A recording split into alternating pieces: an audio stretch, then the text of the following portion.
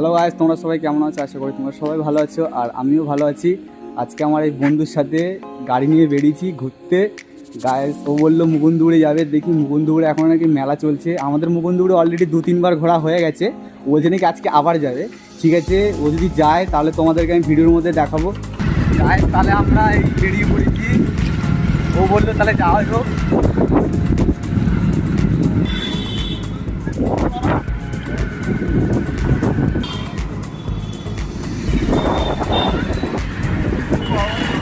Guys জিলিপির দোকান এই একটা।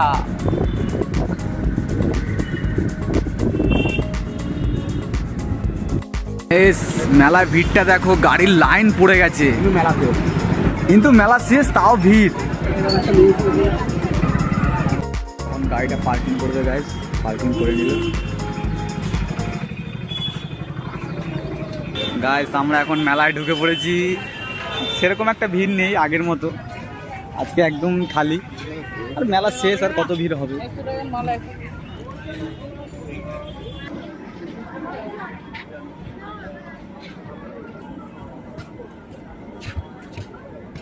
একদম খালি মেলা, আগের মতো আর ভিড়টা নেই।